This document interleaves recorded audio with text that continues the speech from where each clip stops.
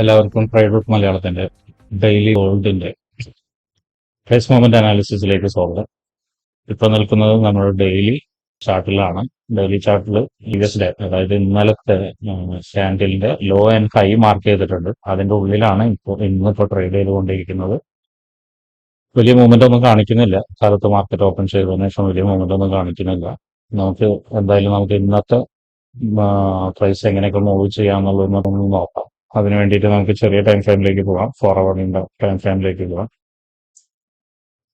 4 അവറിന്റെ time ഫ്രെയിമിലേക്ക് പോകുമ്പോൾ ഇന്നലത്തെ ലോയുടെ താഴെ ഇംബാലൻസ് കാണാം. ലോയുടെ താഴെയല്ല, ലോയുടെ ഒപ്പം തന്നെ ഇംബാലൻസ് കാണാം.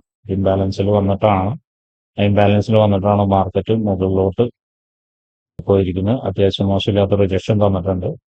ഇത് ഇംബാലൻസ് ആണ്. അതോടൊപ്പം തന്നെ മുകളിൽ 4 അവറിൽ ഒരു റെസിസ്റ്റൻസ് വരയ്ക്കുന്നുണ്ട്. വിക്ക് ചേർത്തിട്ടാണ് ഞാനിപ്പോൾ റെസിസ്റ്റൻസ് വരയ്ക്കുന്നത്. വിക്ക് ചേർത്തിട്ടല്ല, വിക്ക് മാത്രം എടുത്തിട്ടാണ് റെസിസ്റ്റൻസ് വരയ്ക്കുന്നത്. ഇനി നമുക്ക് കുറച്ചും കൂടി ചെറിയ ടൈം ഫ്രെയിമിലേക്ക് പോവാം. 1 അവറിലേക്ക് പോവാം. 1 അവറിൽ പോകുന്ന സമയത്ത് ഒരു ഇംബാലൻസ് വീണ്ടും കാണുന്നുണ്ട്. ആ ഇംബാലൻസിലാണ് ഇപ്പോൾ ക്യാൻഡിൽ നിൽക്കുന്നത്. 1 അവറിന്റെ ക്യാൻഡിൽ നിൽക്കുന്നത്. അത് മിറ്റിഗേറ്റ് ചെയ്തിട്ടുണ്ട്. മിറ്റിഗേറ്റ് ചെയ്ത് കഴിഞ്ഞ് താഴോട്ടേക്ക് റിജക്ഷനുള്ള സാധ്യത വളരെ കൂടുതലാണ്. അപ്പോൾ അത് മനസ്സിലാക്കാൻ വേണ്ടിയിട്ട് നമുക്ക് കുറച്ചും കൂടി ചെറിയ ടൈം ഫ്രെയിമിലേക്ക് പോവാം. 50 മിനിറ്റ്സിലോട്ട് നോക്കുന്ന സമയത്ത് റിജക്ഷൻ കിട്ടിയിട്ടുണ്ട്. റിജക്ഷൻ കിട്ടി താഴോട്ട് വന്നിട്ടുണ്ട്. പക്ഷെ പ്രശ്നം എന്താണെന്ന് വെച്ചിട്ടുണ്ടെങ്കിൽ ക്യാൻഡിൽസ്, ഇവിടുന്ന് റാലി ചെയ്ത ക്യാൻഡിൽസ് നോക്കിയാൽ കാണാം. ഇത് നല്ലൊരു റിജക്ഷനോട് കൂടി ഒരു ക്യാൻഡിൽ ഇവിടുന്ന് താഴോട്ട് മുകളിലോട്ട് വന്നു.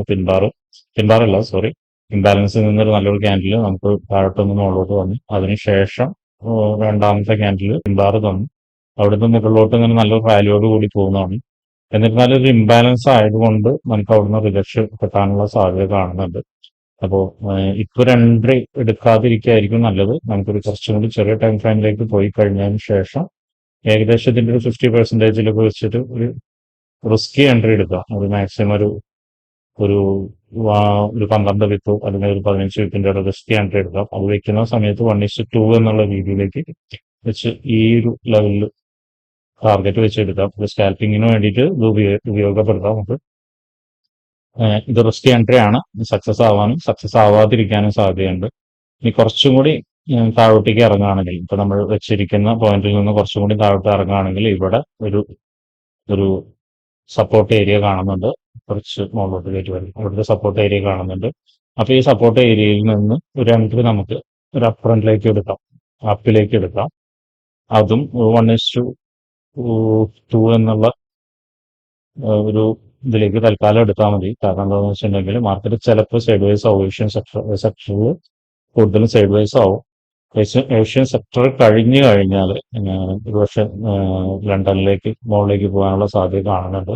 അതും വല്ലാതൊരു പോക്ക് കാണുന്നില്ല. ഏകദേശം ഇവിടം വരെയൊക്കെയാണ് ഇന്ന് കാണുന്നത്. ഇവിടെ നിന്ന് വീണ്ടും റിജക്ഷൻ വരാനുള്ള സാധ്യത കാണുന്നുണ്ട്. അപ്പൊ എന്തായാലും എല്ലാവരും ഗോൾഡിൽ ട്രേഡ് ചെയ്യുന്ന സമയത്ത് നോക്കിയും കണ്ടും ട്രേഡ് ചെയ്യുക. ക്യാപിറ്റൽ പ്രൊട്ടക്ട് ചെയ്യുക. റിസ്ക് റിവാർഡ് മെയിൻറ്റെയിൻ ചെയ്യുക. അതുപോലെ തന്നെ പൊസിഷൻ സൈസിങ് മാക്സിമം ചെറുതാക്കി കൊണ്ടുവരിക. കൂടുതൽ പൊസിഷൻസ് എടുത്ത് വാഷ് ഔട്ട് ആവാതിരിക്കുക. ക്യാപിറ്റൽ വാഷ് ഔട്ട് ആവാതിരിക്കുക. ഇങ്ങനെ കുറെ കാര്യങ്ങൾ ശ്രദ്ധിക്കണം. ഇതൊക്കെ എങ്ങനെ ചെയ്യണമെന്ന് അറിയാൻ വേണ്ടി ട്രേഡ് റൂട്ട് മലയാളം നടത്തുന്ന ഫ്രീ ഫോറക്സ് കോഴ്സിലേക്ക് നിങ്ങൾക്ക് ജോയിൻ ചെയ്യാം.